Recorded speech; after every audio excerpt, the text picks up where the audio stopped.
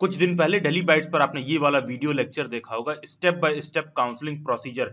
अगर नहीं भी देखा है तो कोई बात नहीं, लेकिन बहुत से कैंडिडेट्स ऐसे हैं जिनको काउंसलिंग में जो पार्टिसिपेट कर रहे हैं उनको कंफ्यूजन ये है कि सर मेरा सीटें लॉक हो गई है कि नहीं, चॉइस फिल हो गया है कि नहीं। चॉइस लॉकिंग स्टेटस को लेकर बहुत सारे कैंडिडेट्स ऐसे हैं कि सारा चॉइस चूज कर लिए हैं लेकिन लॉक नहीं किए हैं। तो चॉइस लॉक करना इंपॉर्टेंट नहीं, बहुत ही इंपॉर्टेंट है, कंपलसरी है। अगर आप चॉइस लॉकिंग स्टेटस में जाके चॉइसेस को लॉक नहीं कर रहे हो तो जो कुछ भी आप काउंसलिंग में कर रहे हो टोटल वेस्ट ऑफ टाइम है। काइंडली एंश्योर कि चॉइसेस फिल करने के बाद चॉइस लॉकिंग स्टेटस पर जाकर तुम चेक करो कि लॉक्ड लिखा हो। मैं एक बार दिखा दे रहा हूं आपको कि कैसे वो चीज करना है, कहां पर कोई ऐसा स्टेप अगर कोई कैंडिडेट मिस कर गया है, वो चाहिए वीडियो लेक्चर ना देखा हो, आप आगे का स्टेप देख लीजिए, आपको बात समझ में आ जाएगा। अगर कोई ऐसा कैंडिडेट है जो मिस कर गया हो मैं क्या कह रहा हूं, तो स्टेप बाय स्टेप देखकर आप उस बात को समझ लो। तो फॉर्म फिलिंग के बाद ये बहुत ही इंपॉर्टेंट है, बहुत इंपॉर्टेंट है, बहुत ही इंपॉर्टेंट है कि आप ध्यान रखो। सेव एंड गो होम तो आप तब करोगे जब वापस से फिर तुमको चॉइस फिल करना हो, तुम अभी श्योर नहीं हो, लॉक नहीं करना चाह रहे हो तो। अदरवाइज सेव एंड कंटिन्यू पर क्लिक करोगे और यहाँ पर ओके करोगे। और ध्यान दीजिएगा, ये सेव एंड कंटिन्यू करने के बाद आपके सामने एक मैसेज आएगा, टोटल मैंने जितने भी चॉइसेस भरे हैं वो यहाँ पर शो करेगा। मान लो मैंने इस कैंडिडेट में टोटल 12 चॉइसेस फिल किए तो मुझे 12 शो कर रहा है। आप 15 फिल करोगे तो 15 शो करेगा।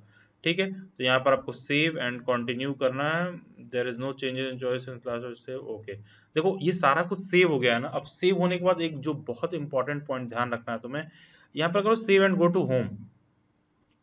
ठीक है, वापस से तुम यहाँ पर आ जाओ होम स्क्रीन पर, और यहाँ देखोगे लिखा हुआ है व्यू फिल्ड चॉइसेस और चॉइस लॉकिंग। तुम वापस यहाँ पर क्लिक करके चेक कर सकते हो क्या चॉइसेस तुमने फिल किया है। तो ये हो गए टोटल अवेलेबल चॉइसेस, और ये जो चॉइसेस हैं 12 जो तुमने फिल किया है, तो इसमें मैं मान लो क्लिक करूँ तो ये मुझे शो करेगा टोटल फिल्ड चॉइसेस। तो ये टोटल देखोगे ये चॉइसेस मैंने फिल किया है इस सीक्वेंस में। ठीक है, वापस से तुम यहाँ आ जाओ,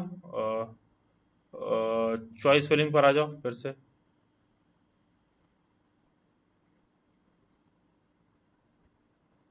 तो तुम्हारे आगे वापस से ये पेज ओपन हो जाएगा, यहाँ पर जहाँ पर चॉइसेस फिल किए थे। यहाँ फिर कुछ ऐड करना है, रिड्यूस करना है, यहाँ पर आप वापस से कर सकते हो। जो चॉइसेस मैंने फिल किए थे वो यहाँ पर आपको शो करने लगेगा।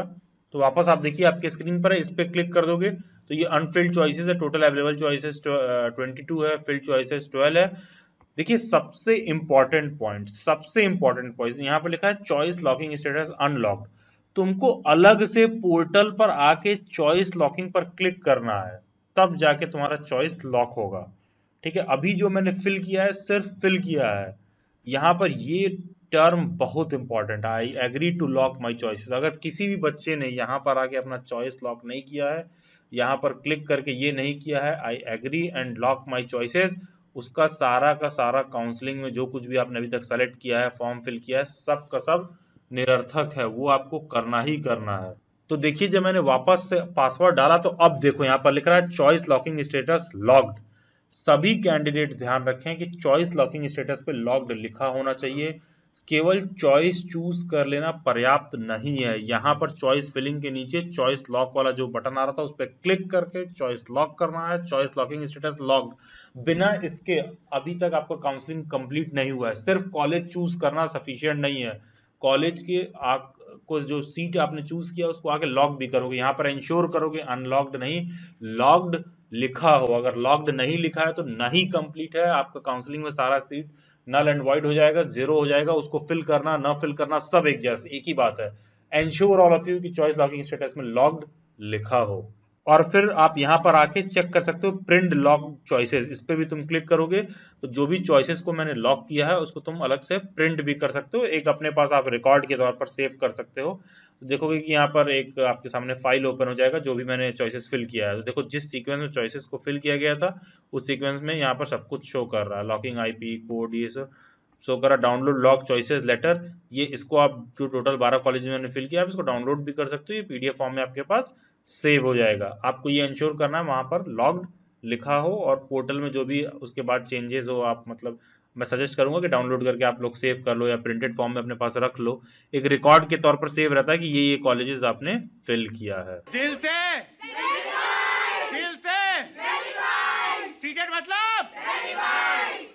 मतलब और बाकी का आपको ये पता है कि डेली बाइट्स पर जो बीएड फर्स्ट ईयर के लिए सीटेट का बैच है उसका अनाउंसमेंट कर दिया गया है। आप सभी कैंडिडेट्स उसको ज्वाइन कर सकते हैं। बहुत ही ओवरवेलमिंग रिस्पॉन्स है, 1/3 सीट्स ऑलरेडी फिल हो चुके हैं। अभी जैसे minimum number of candidate complete हो जाएंगे, आपको पता है कि डेली बैट्स पर उसके बाद एनरोलमेंट नहीं होता है, फिर नेक्स्ट ईयर आप फरवरी में एनरोल करेंगे जून 2024 वाले पेपर के लिए। लास्ट ईयर से ही किसी भी को भी कंफ्यूजन नहीं होना चाहिए कि लास्ट ईयर से ही जो बीएड फर्स्ट ईयर वाले स्टूडेंट्स भी हैं वो भी इक्वली सीटेट का एग्जाम देने के लिए एलिजिबल है। उसके पहले किसी कैंडिडेट से आप इंक्वायर करोगे, पता करोगे, तो वो बोल देगा नहीं एलिजिबल है। लेकिन लास्ट ईयर ही एनसीटी का गाइडलाइन आया, national council for teacher education, वहां से आप खुद भी जाके नोटिस पढ़ सकते हो। जो बीएड फर्स्ट ईयर वाला स्टूडेंट है वो सीटेट के लिए एलिजिबल है। जो इसकी क्लासेस शुरू होंगी 30 अगस्त से शुरू होंगी। कुछ कैंडिडेट का ये भी था कि सर अभी हमारा एडमिशन जो है हफ्ता भर में होगा, 2-4 दिन बाद होगा, तो कुछ दिक्कत होगा। तो ऐसा तो नहीं है कि मेरा डेली बैच जो हमने फी दिया वो फंस जाएगा। नहीं नहीं, ऐसी कोई बात नहीं है। कोई ऐसा कैंडिडेट है जिसने मान लो एडमिशन लिया और एडमिशन किसी कारणवश उसका कैंसिल हो गया, कोई दिक्कत हो गई, अब वो टीचर एजुकेशन के किसी कोर्स में है ही नहीं, तो सर वो सीटेट के बैच में एनरोल कर रखा है, तो ऐसा तो नहीं कि फी दे देंगे तो हमको बाद में रिफंड होगा, नहीं होगा। देखिए जब क्लासेस शुरू होती है ना तो पहले दिन मेरे साथ आपका ओरिएंटेशन सेशन होता है। तो यूजुअली ओरिएंटेशन सेशन में से मैं सभी कैंडिडेट से एक एक बार बात कर लेता हूँ। तो किसी भी कैंडिडेट का ऐसा अगर इशू होगा तो इमीडिएटली ओरिएंटेशन सेशन में सॉल्व करके इमीडिएट बेसिस पर तुरंत वो सारा कुछ कर दिया जाता है। डेली बैच पर वो सारी चीजें बहुत ही पारदर्शी हैं। उन सारी चीजों में फंसाने वाला काम स्टूडेंट को या फिर कह लो चिंदी चोरी वाली हरकत नहीं करनी चाहिए, क्योंकि कोई कैंडिडेट नहीं एलिजिबल है, आप उसको जबरदस्ती उसका फी रोकना इज नॉट वाइज एनफ। तो जो भी कैंडिडेट्स नए हैं उनको इस तरह का डाउट होता है पता नहीं क्या होगा नहीं होगा, जो पुराने कैंडिडेट्स हैं उनको डेली बैच से पता है कि ये सब दिक्कत नहीं होने वाला है। बाकी आपको कोई और डाउट और क्वेरी हो आप मेरे से इंस्टाग्राम पर जुड़ सकते हैं, जिसका लिंक डिस्क्रिप्शन बॉक्स में दिया हुआ है, या फिर ये यूजर आईडी आप इंस्टाग्राम पर सर्च करें। बाकी के सभी सोशल मीडिया हैंडल्स के लिंक डिस्क्रिप्शन बॉक्स में दे रखे हैं। Do join them, subscribe daily bytes, stay tuned, stay updated, do comment reviews. God bless you all and have a nice day.